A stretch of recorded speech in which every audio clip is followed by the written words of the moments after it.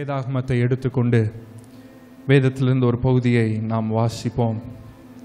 ஹல்லேலூயா ஹல்லேலூயா ரபாபா ஹஷதரபலா ஓரி பாபா மஹரபா. என்னாகமத்தின் புஸ்தகம் என்னாகமம் 17வது அதிகாரம்.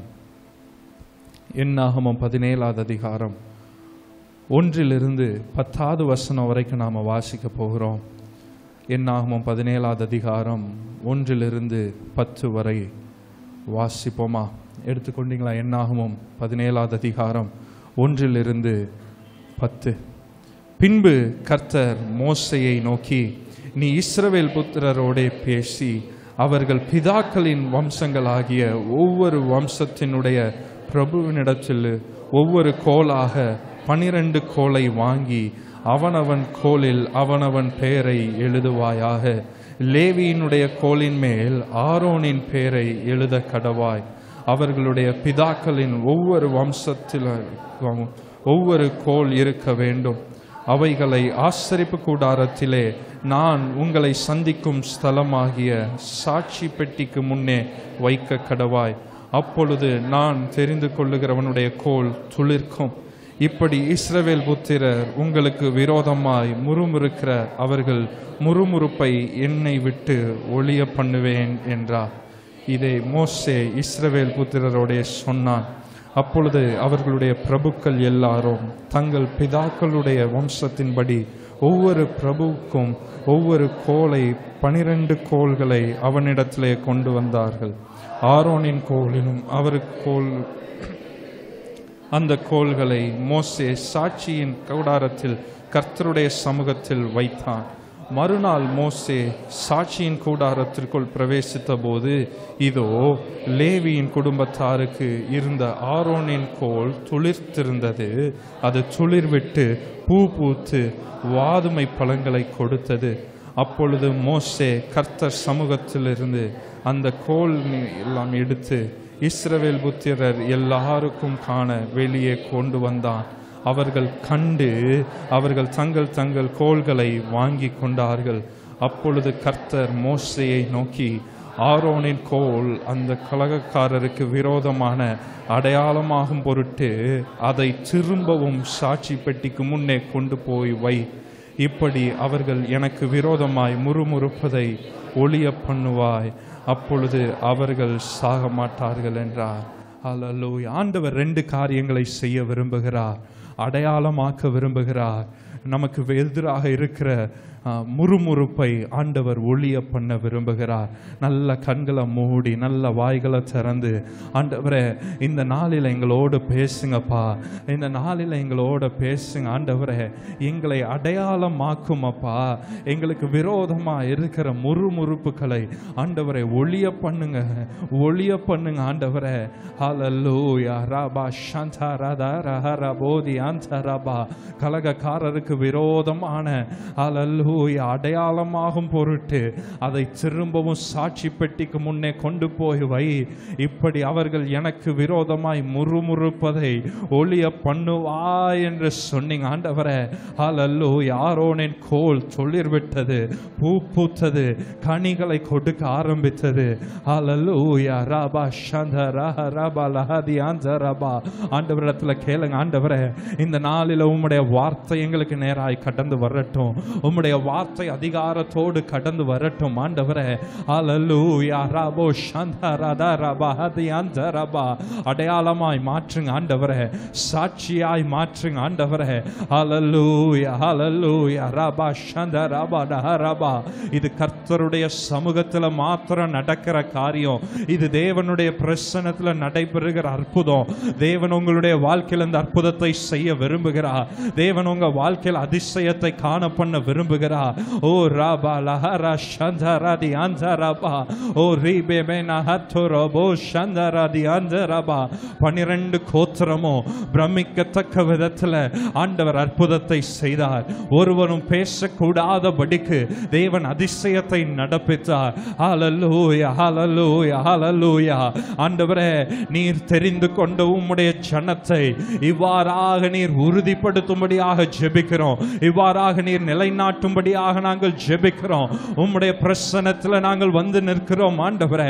எங்கள் வாழ்க்கை அப்பா சொல்லிடட்டும் ஆண்டவரே, பூ பூக்கட்டும் ஆண்டவரே, கனி கொடுக்கிறதா இருக்கட்டும். ஹல்லேலூயா ஹல்லேலூயா ரபா லா ஷந்த ரபா. ஓ நல்ல வாய்களை திறந்து அந்நிய பாஷைகளை பேசி ஓ ஆண்டவரே இந்த நாள் உம்முடைய வார்த்தையை நான் பெற்றுக்கொள்ள விரும்புகிறேன்ப்பா. மனிதனுடைய சத்தத்தை அல்ல தேவனே, உம்முடைய சத்தத்தை கேட்க வாஞ்சித்து வந்திருக்கிறோம். எங்களோடு பேசுமப்பா.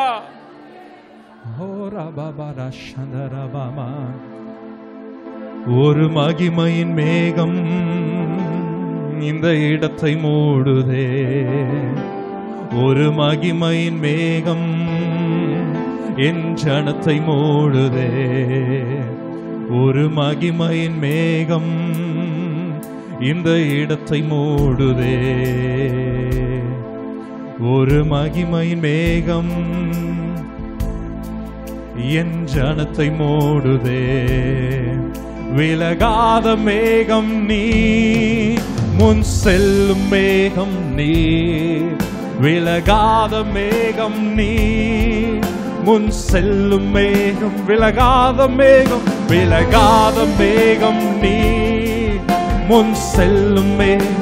எங்களை விட்டு விலகாதவர், எங்கள் முன் செல்பவர், முன் செல்லும் தேவன் நீ. ஆவியானவரே, ஆவியானவரே, அன்பின் ஆவியானவரே, வல்ல ஆவியானவரே, தெளிவின் ஆவியானவரே, மகிமையின் ஆவியானவரே, அன்பின் ஆவியானவரே, வல்ல ஆவியானவரே, தெளிவின் ஆவியானவரே. ஒரு மகிமையின் மேகம் இந்த இடத்தை மூடுதே. ஒரு மகிமையின் மேகம் என் ஜனத்தை மூடுதே. மகிமையின் ஒரு மகிமையின் மேகம் இந்த இடத்தை மூடுதே. ஒரு மகிமையின் மேகம் உம்முடைய ஜனத்தை மூடட்டும்.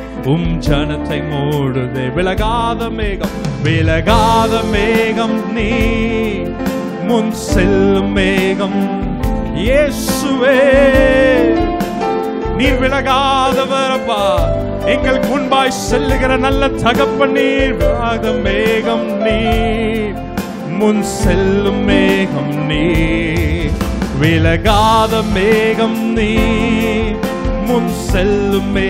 ஆவியானவரே, ஆவியானவரே, அன்பின் ஆவியானவரே, வல்ல ஆவியானவரே, தெளிவின் ஆவியா, மகிமையின் ஆவி, மகிமையின் ஆவியானவரே, அன்பின் ஆவியானவரே, வல்ல ஆவியானவரே, தெளிவின் ஆவியானவரே.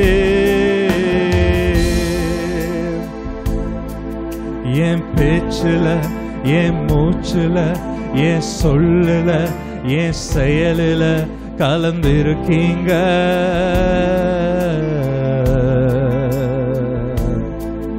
என் நினைவுல, என் நடக்கையில, என் உணர்வுல, என் உயிரில கலந்திருக்கீங்க. என் பேச்சுல சொல்லுவோமா, என் பேச்சுல, என் மூச்சுல, என் சொல்லுல, என் செயலுல கலந்திருக்கீங்க.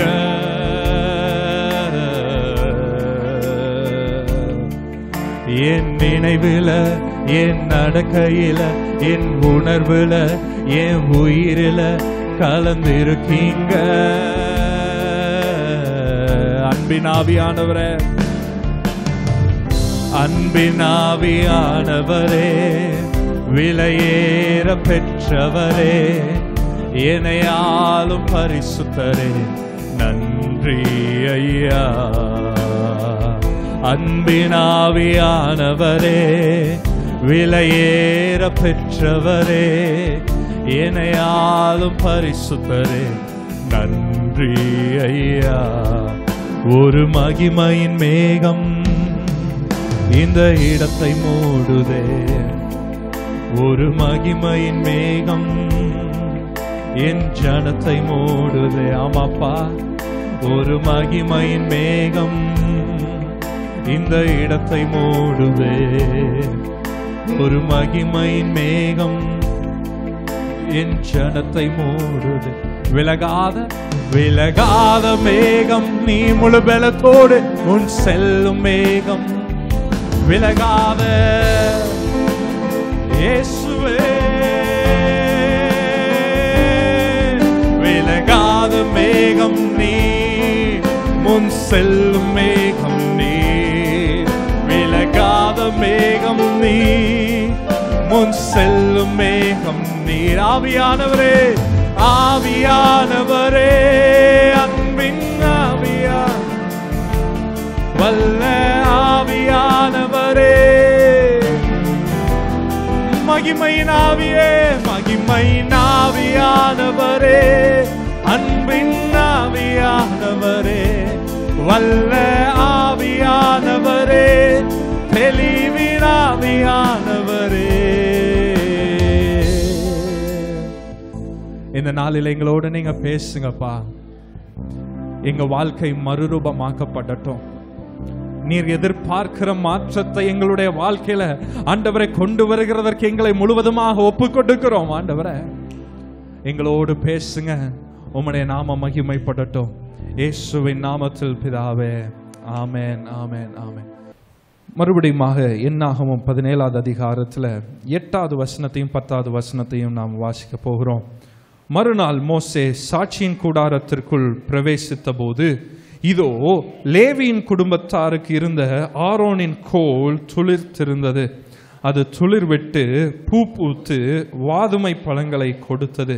10வது வசனம், அப்பொழுது கர்த்தர் மோசேயை நோக்கி, ஆரோனின் கோல் அந்த கலகக்காரருக்கு விரோதமான அடையாளமாகும் பொருட்டு அதை திரும்பவும் சாட்சி பெட்டிக்கு முன்னே கொண்டு போய் வை. இப்படி அவர்கள் எனக்கு விரோதமாய் முறுமுறுப்பதை ஒழிய பண்ணுவாய், அப்பொழுது அவர்கள் சாக மாட்டார்கள் என்றார். இந்த 17வது அதிகாரத்தில் நடைபெறுகிற சம்பவத்திற்கு ஒரு பேக் ஸ்டோரியாக முந்தின அதிகாரத்தை நாம் வாசிப்போம் என்றால் 16வது அதிகாரத்தில் வாசிக்கும் போது அங்கு பார்க்கிறோம், ஆண்டவர் ஆரோனையும் மோசேயையும் தலைவராக ஏற்படுத்தி இருக்கிறார். ஆனால் ஒரு கூட்ட ஜனம் அந்த தலைமைத்துவத்துக்கு எதிராக செயல்படுகிறதை பார்க்கிறோம். இந்த மோசேயையும் ஆரோனையும் ஆண்டவர் இந்த காலத்தில் தெரிந்து கொள்ளவில்லை. இஸ்ரவேல் ஜனங்கள் எகிப்தில் அடிமைத்தனத்தில் இருக்கும் போதே ஆண்டவர் மோசேயையும் ஆரோனையும் இந்த பெரிதான நோக்கத்திற்காய், இந்த திட்டத்திற்காய் தேவன் அவர்களை தெரிந்தெடுத்திருந்தார். அங்கு யாத்திராகமம் 28:1 வாசிக்கும் போது, உன் சகோதரனாகிய ஆரோன் எனக்கு ஆசாரிய ஊழியம் செய்யும்படிக்கு நீ ஆரோனையும் அவனோட கூட அவன் குமாரரையும் இஸ்ரவேல் புத்திரரில் இருந்து பிரித்து உன்னிடத்தில் சேர்த்து கொள்வாயாக என்று ஆண்டவர் அங்கு சொல்லுகிறதை பார்க்கிறோம். இங்க தலைமைத்துவத்தில் மோசே காணப்படுகிறான். இந்த ஆசாரிய ஊழியத்தை செய்கிறதற்கு ஆண்டவர் ஆரோனையும் அவனுடைய குடும்பத்தையும் ஆண்டவர் தெரிந்து கொள்ளுகிறதை பார்க்கிறோம். ஆனால் இங்கே 16வது அதிகாரத்தில் வாசிக்கும் போது ஆசரிப்பு கூடாரம் அங்க கட்டப்படுகிறதை பார்க்கிறோம். ஆசரிப்பு கூடாரம் காணப்படுகிறது. அங்கு வேலைகள் எல்லாம் நடந்து வருகிறது, ஆராதனைகள் நடந்து வருகிறது, பலிகள் செலுத்தப்படுகிறது. இதன் நடுவிலே ஒரு கிளர்ச்சி உண்டாகிறதை நாம பார்க்கிறோம். யாரும் ஒரு 3 பேர் அங்க எழும்புகிறதை பார்க்கிறோம். கோராகு எழும்புகிறான். 16வது அதிகாரத்தில் நீங்க வாசித்து பார்ப்பீர்கள் என்றால், கோராகும் அவனோடு கூட தாத்தான், ஆபிராம் அவர்களை சேர்த்து கொண்டு மோசேக்கும் ஆரோனுக்கும் எதிராக அவர்கள் எழும்புகிறதை பார்க்கிறோம். அவர்கள் சொல்லுகிற காரியம் என்ன? என்னாகமம் 16வது அதிகாரம் 3வது வசனத்தை வாசிங்க. மோசேக்கும் ஆரோனுக்கும் கூட்டம் கூடி அவர்களை நோக்கி, நீங்கள் மிஞ்சி போகிறீர்கள், சபையார் எல்லாரும் பரிசுத்தமானவர்கள், கர்த்தர் அவர்கள் நடுவில் இருக்கிறாரே, இப்படி இருக்க கர்த்தருடைய சபைக்கு மேலாக உங்களை ஏன் உயர்த்துகிறீர்கள் என்றார். இங்க இவர்கள் சொன்னதுல பொய் இல்லை, உண்மையை தான் சொல்லுகிறாங்க. ஏனென்றால் கர்த்தர் அவர்கள் நடுவில் இருக்கிறார், உண்மைதான். இது ஆண்டவர் தெரிந்து கொண்ட ஜனம்தான், இது பரிசுத்த கூட்டம் தான், அவர் சொன்னது உண்மைதான். இப்படி இருக்க கர்த்தருடைய சபைக்கு மேலாக உங்களை ஏன் உயர்த்துகிறீர்கள் என்று சொல்லும் போதுதான் அவர்கள் தவறான ஒரு காரியத்தை சொல்ல ஆரம்பிக்கிறத பார்க்கிறோம். அதுக்கு முன்னாடி சொன்னதெல்லாம் உண்மை. நாம் அந்த இடத்துல இருந்தோம்னா இவங்க சரியாதான பேசுகிறாங்க, இவர்கள் ஆவிக்குரியவர்களாய் தானே காணப்படுகிறார்கள் என்று நாம நினைத்திருக்க கூடும். ஆனால் அங்க பார்க்கிற காரியம் என்ன? அவர்கள் சொல்லுகிறார்கள், உங்களை ஏன் உயர்த்துகிறீர்கள் என்று அவர்கள் கேட்கிறத பார்க்கிறோம். இந்த மேன்மை, இந்த உயர்வு அவர்களா பெற்றுக்கொண்ட காரியம் அல்ல, தேவன் அவர்கள் 2 பேருக்கும் ஆண்டவர் கொடுத்தார். ஹல்லேலூயா. இவர்கள் 2 பேரும் நாங்க உயரணும் என்று தங்களை உயர்த்தி கொள்ளவில்லை. தேவன் அந்த 2 பேரையும், மோசேயையும் ஆரோனையும், தம்முடைய திட்டத்திற்காக, தம்முடைய நோக்கத்திற்காக, வாக்குத்தத்தம் பண்ணப்பட்ட தேசத்திற்குள்ளாக இஸ்ரவேல் ஜனங்களை கொண்டு செல்லுகிறதற்கு ஆண்டவர் அவர்களை உயர்த்தினார். ஹல்லேலூயா, ஹல்லேலூயா. நம்மளுடைய வாழ்க்கையில யோசித்து பாருங்க, நாம பெற்றுக்கொண்ட அந்த உயர்வு, மேன்மைகளுக்கு எதிராக ஜனங்கள் எழும்பதான் செய்வாங்க.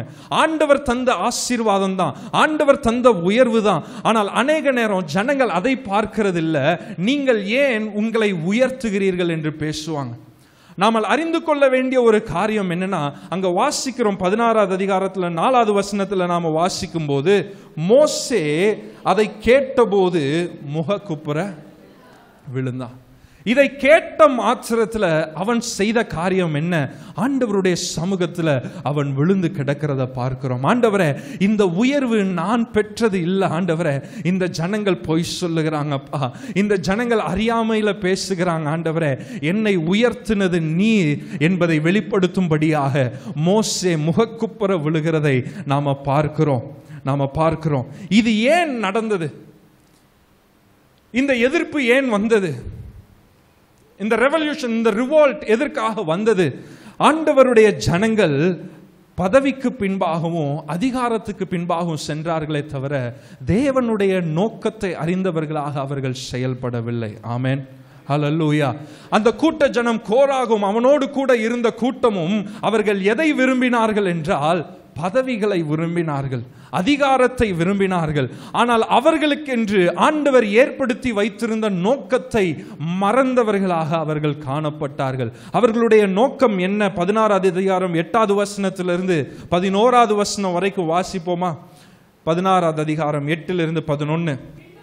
பின்னும் மோசே கோராகை நோக்கி, லேவியின் புத்திரரே கேளுங்கள், கர்த்தருடைய வாசஸ்தலத்தின் பணிவிடைகளை செய்யவும் சபையாரின் முன் நின்று அவர்கள் செய்ய வேண்டிய வேலைகளை செய்யவும் உங்களை தம் மண்டையில் சேர பண்ணும்படி இஸ்ரவேலின் தேவன் இஸ்ரவேல் சபையாரிலிருந்து உங்களை பிரித்தெடுத்ததும், அவர் உன்னையும் உன்னோட கூட லேவியின் புத்திரராகிய உன்னுடைய எல்லா சகோதரரையும் சேர பண்ணினதும் உங்களுக்கு அற்ப காரியமோ?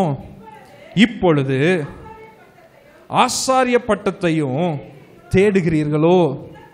இதற்காக நீயும் உன் கூட்டத்தார் அனைவரும் கர்த்தருக்கு விரோதமாகவே கூட்டம் கூடினீர்கள். ஆரோனுக்கு விரோதமாக நீங்கள் முறுமுறுக்கிறதற்கு அவன் எம்மாத்திரம் என்றான். ஆண்டவர் இவர்களுக்கென்று ஏற்படுத்தி வைத்திருந்த நோக்கம் என்ன? கர்த்தருடைய வாசஸ்தலத்தில் பணிவிடைகளை செய்ய வேண்டும்.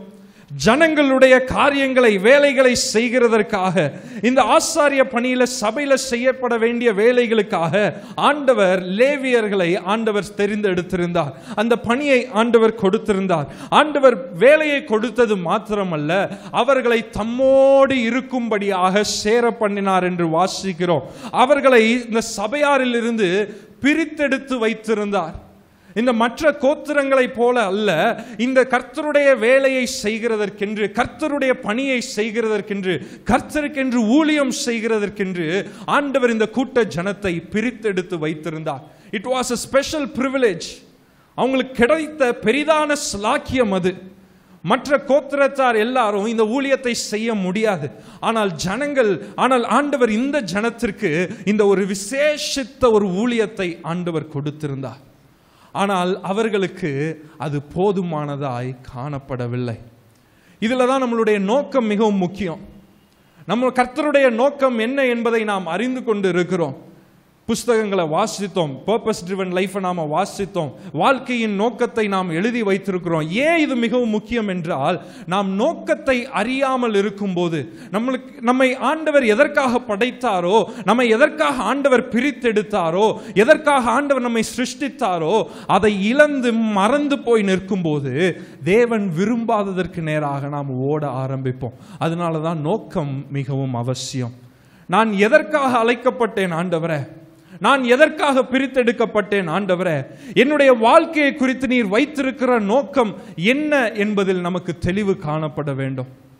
அந்த தெளிவு இல்லாதவர்கள் தான் ஒவ்வொரு காரியங்களை மாறி மாறி செய்து கொண்டே இருப்பாங்க. ஆனால் தேவனுடைய திட்டத்தை அறிந்தவர்கள், தேவனுடைய நோக்கத்தை அறிந்தவர்கள், ஆண்டவர் எனக்கு காட்டுகிற பாதை இது என்று அதில் உறுதியாக இருப்பாங்க. ஹல்லேலூயா. அது சிறிய ஊழியமாக இருக்கலாம், பெரிய ஊழியமாக இருக்கலாம். கர்த்தருடைய நாமத்திற்கென்று நான் மகிமைப்பட வேண்டும், நான் உயர்த்தப்பட வேண்டும். ஆண்டவரை என் மூலமாய் நீர் மகிமைப்பட வேண்டும், என் மூலமாய் உம்முடைய நாமம் உயர்த்தப்பட வேண்டும் என்று அவர்களுடைய இருதயம் துடிக்க ஆரம்பிக்கும். ஆண்டவர் மோசேயின் மூலமாய் இந்த வார்த்தைகளை பேசுகிறார். இதற்கப்புறம் நடந்த காரியம் என்ன? 16வது அதிகாரத்தில் 23 35 வரைக்கும் வாசிக்கும் போது, இப்ப வாசிக்க வேண்டாம், 23 35 வரைக்கும் வாசிக்கும் போது ஆண்டவர் செய்த காரியம் என்ன? ஒரு புதிய காரியத்தை ஆண்டவர் செய்கிறார். 30வது வசனத்தை வாசிப்போமா? 30வது வசனத்தை வாசிங்க. கர்த்தர் ஒரு புதிய காரியத்தை நேரிடச் ஒரு புதிய காரியத்தை செய்கிறபடியினால் பூமி தன் வாயை திறந்து இவர்கள் உயிரோடே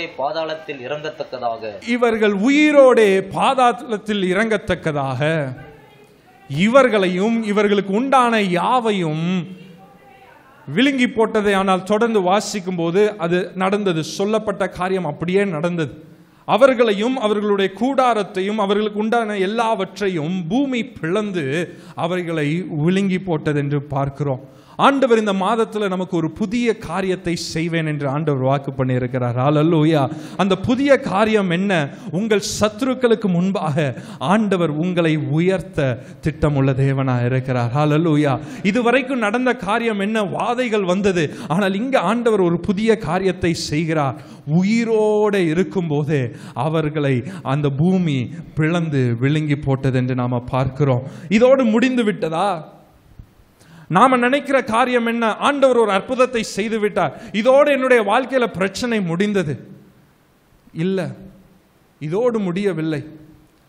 அன்னைக்கு நடந்த காரியம் என்ன? 250 பேர் அவர்களோடு கூட சேர்ந்து கோராகும் அவனுடைய கூட்டத்தாரும் எல்லாரையும் பூமி விழுங்கி போட்டது.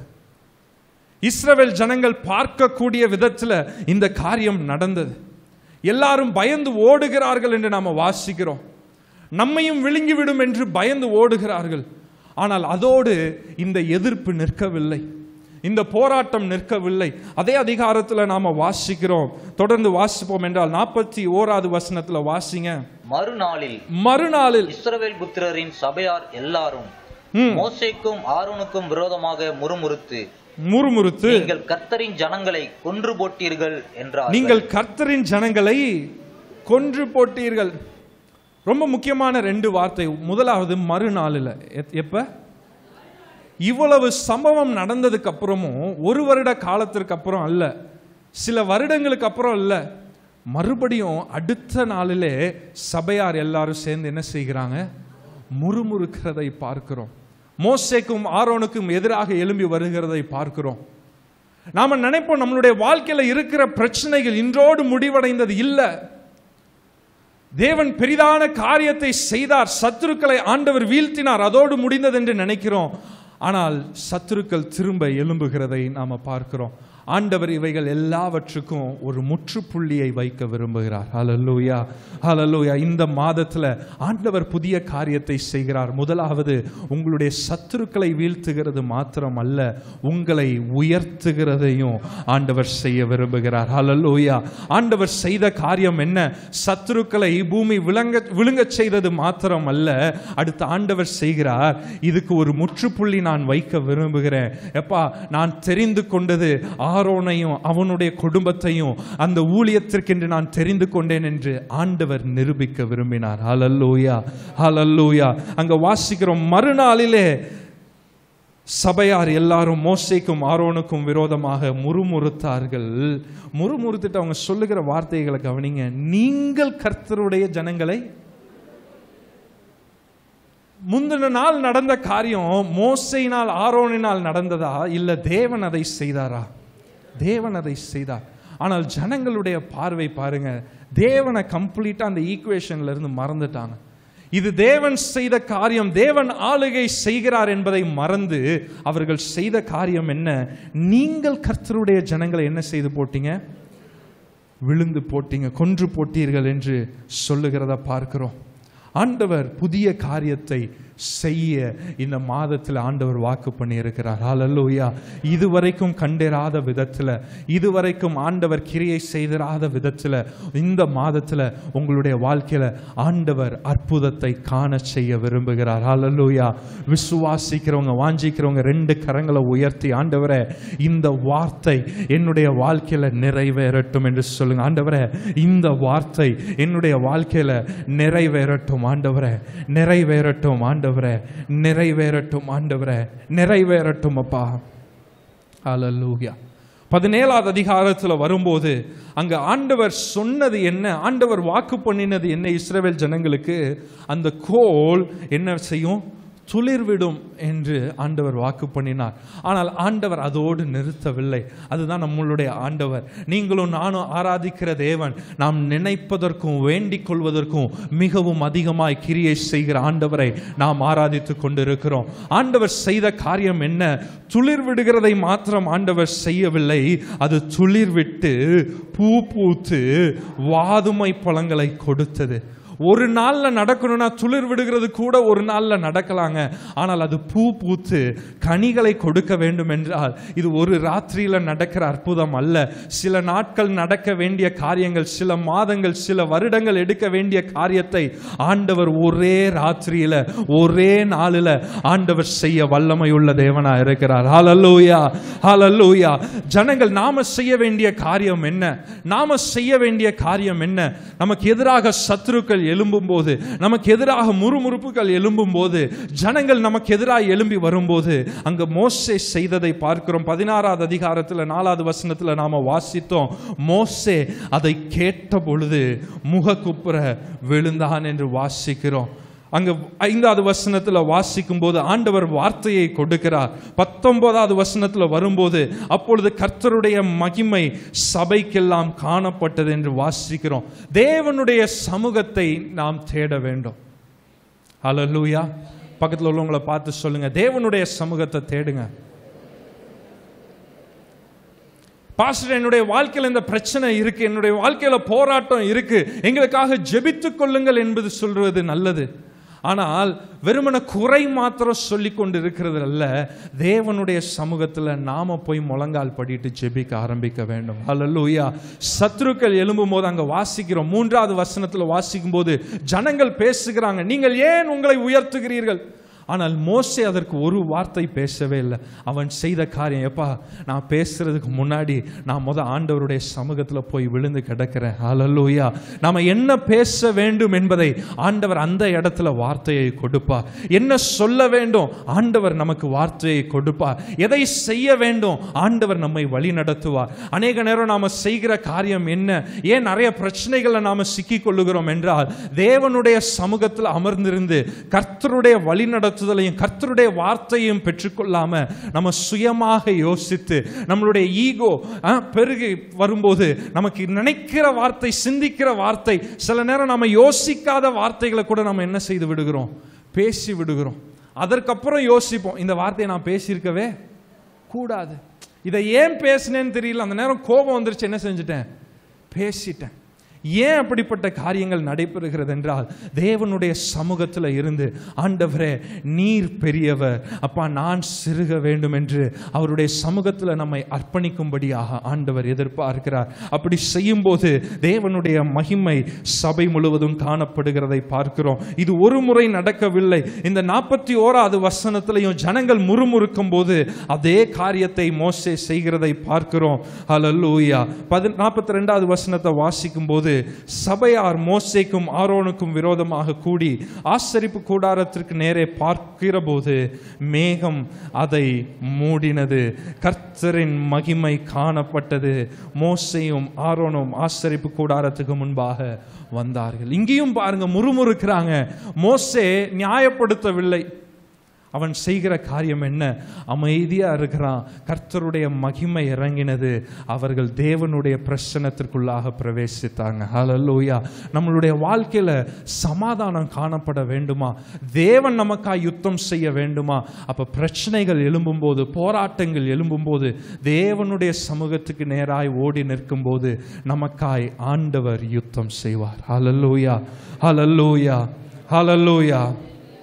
ஆண்டவர் சொல்லுகிறதை பார்க்கிறோம். 16வது அதிகாரத்தில் 45வது வசனத்தில் வரும்போது, இந்த சபையாரை விட்டு விலகி போங்கள், ஒரு நிமிஷத்திலே அவர்களை அதமாக்குவேன் என்றார். அவர்கள் முகக்குப்புற விழுந்தார்கள். மறுபடியும் பாருங்களேன், எலும்பின சத்துருக்களுக்காக அவர்கள் முகம் குப்புற விழுகிறாங்க. ஹல்லேலூயா. ஆண்டவரே, இது நீர் நேசிக்கிற ஜனமப்பா, இது உம்முடைய ஜனம் ஆண்டவரே. அவர்கள் பேசின வார்த்தைகள் தவறா இருக்கலாம், அவங்களுடைய யோசனைகள் தவறா இருக்கலாம், ஆனால் அந்த ஆத்துமாவையும் நீர் நேசிக்கிறீர் என்று தங்களுடைய சத்துருக்களுக்காக தேவனுடைய சமூகத்தில் அவர்கள் விழுந்து கிடக்கிறதை பார்க்கிறோம். அவர்கள் செய்த மாத்திரத்தில் ஆண்டவர் செய்கிற காரியம் என்ன? வாதையை ஆண்டவர் அனுப்புகிறார். உடனே சொல்லுகிறார், பாவ நிவாரணத்தை செய் என்று 46வது வசனத்தில் வாசிக்கிறோம். வாதை தொடங்கிற்று என்று மோசே ஆரோனுக்கு சொல்லி அனுப்புகிறான். அந்த வாதையினால் நடந்த காரியம் என்ன? 14,700 பேர் ஒரே நாளிலே மரித்து போனார்கள் என்று நாம் வாசிக்கிறோம். சத்துருக்களை ஆண்டவர் வீழ்த்தி விட்டார். நாம இருந்தால் என்ன செஞ்சிருப்போம்? ஆண்டவர் சத்துருக்களை நீக்கி விட்டார் என்று நாம அமைதியா இருந்திருப்போம். ஆனால் ஆண்டவர் அதில் திருப்தி அடையவில்லை. அவர் தொடர்ந்து அவர் செய்கிற காரியம் என்ன? 17வது அதிகாரத்தில் அந்த அற்புதத்தை தான் நாம் வாசிக்கிறோம். ஆண்டவர் ஒரு முற்றுப்புள்ளியை வைக்க தேவன் ஒரு அற்புதத்தை செய்தார். ஹல்லேலூயா. எப்பா, இதுக்கு மேலே இந்த பிரச்சனை நீடிக்க கூடாது, இதற்கு ஒரு முடிவு வந்து ஆக வேண்டும், நான் ஒரு அற்புதத்தை செய்ய போகிறேன் என்று ஆண்டவர் 17வது அதிகாரத்தில் அற்புதத்தை செய்கிறதை பார்க்கிறோம். ஆண்டவர் சொல்லுகிற வார்த்தை என்ன? சாட்சி பெட்டிக்கு முன்பாக கொண்டு போய் வை என்று சொல்லுகிறத பார்க்கிறோம். இங்க ஆண்டவர் எதிலே அற்புதத்தை செய்தார்? எதை கொண்டு ஆண்டவர் அற்புதத்தை செய்தார்? ஆரோனுடைய கோல். ஆரோனுடைய கோலை வைத்து ஆண்டவர் அற்புதத்தை செய்கிறதை பார்க்கிறோம். இது ஒரு முக்கியமான ஒரு காரியம்.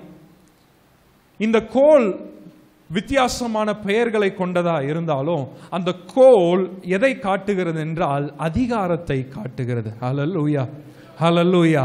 எஸ்தர் போய் நிற்கிறா, அங்க எது நீட்டப்படுகிறது? கோல், செங்கோல். செங்கோல், கோல் எல்லாம் ஒரே வார்த்தை பயன்படுத்தப்படுகிறதை பார்க்கிறோம். அப்ப அது எதை காட்டுகிறது என்றால் தேவனுடைய ஆளுகையை காட்டுகிறது, தேவன் கொடுக்கிற அதிகாரத்தை காட்டுகிறது. யாத்ராகமம் 4வது அதிகாரத்தை எடுத்துக்கொள்வோமா? யாத்ராகமம் 4வது அதிகாரம் 1 - 4 வரைக்கும் வாசிப்போம். அப்பொழுது மோசே, அவர்கள் என்னை நம்பார்கள், என் வாக்குக்கு செவி கொடார்கள், கர்த்தர் உனக்கு தரிசனமாகவில்லை என்று சொல்லுவார்கள் என்றான். கர்த்தர் அவனை நோக்கி, உன் கையில் இருக்கிறது என்ன என்றா? ஒரு கோல் என்றான். போதும். நம்மளுடைய வாழ்க்கையில தேவன் தருகிற கோல் எது?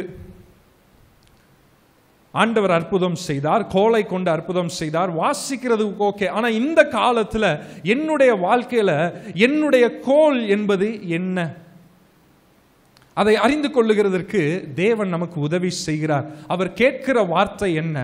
உன்னுடைய கையில் இருக்கிறது என்ன? உன்னுடைய கையில் இருக்கிறது என்ன? நம்மளுடைய இந்த காலத்தில் நம்மளுடைய வாழ்க்கையில தேவன் நம்மளுடைய வாழ்க்கையில தந்திருக்கிற கோல் எது என்றால், தேவன் நம்மளுடைய கரங்களிலே கொடுத்திருக்கிறது தான் கர்த்தர் நமக்கு தந்திருக்கிற கோல். ஹல்லேலூயா. அது உங்களுடைய நேரமா இருக்கலாம், அது உங்களுடைய குடும்பமா இருக்கலாம், தேவன் தந்திருக்கிற வேலையா இருக்கலாம், தேவன் தந்திருக்கிற பணமா இருக்கலாம், தேவன் தந்திருக்கிற ஆசீர்வாதங்களா இருக்கலாம், ஆஸ்திகளா இருக்கலாம், பொருளாதார நன்மைகளா இருக்கலாம். தேவன் நம்மை நம்பி கொடுத்த எல்லாம் கர்த்தருடைய கோலை வெளிப்படுத்துகிறது. ஹல்லேலூயா. ஆண்டவரே, என்னிடத்துல எதுவும் இல்லை, ஆனால் என்னை எடுத்து பயன்படுத்தும் என்றால் ஆண்டவர் கேட்கிற கேள்வி எது கேட்பார்னா, உன்னிடத்துல இருக்கிறது என்ன? ஜனங்கள் பசியோடு தாகமா இருக்கிறாங்க, ஆண்டவர் அவர்களுக்கு போஷிக்க வேண்டும், அற்புதம் செய்யுங்க. ஆண்டவர் கேட்கிற கேள்வி, உங்களிடத்துல இருக்கிறது என்ன? ஆண்டவர் எதை கொண்டு அற்புதத்தை செய்வார் என்றால், உங்களை நம்பி ஆண்டவர் உங்களுடைய கரங்களிலே கொடுத்திருக்கிற காரியங்களை வைத்துதான் ஆண்டவர் அற்புதத்தை செய்ய விரும்புகிறார். எங்கிருந்தோ வானத்திலிருந்து திடீர்னு ஒரு காரியம் வந்து குதித்து உங்களுடைய வாழ்க்கையில வந்து அற்புதம் செய்ய போகிறது இல்ல. உங்களை நம்பி ஆண்டவர் உங்களுடைய கரங்களிலே கொடுத்திருக்கிற காரியங்களை வைத்து ஆண்டவர் அதிசயத்தை காண செய்ய விரும்புகிறார். ஹல்லேலூயா, ஹல்லேலூயா. நாம கேட்க வேண்டிய காரியம், ஆண்டவரே என்னிடத்தில் இருக்கிறது என்ன?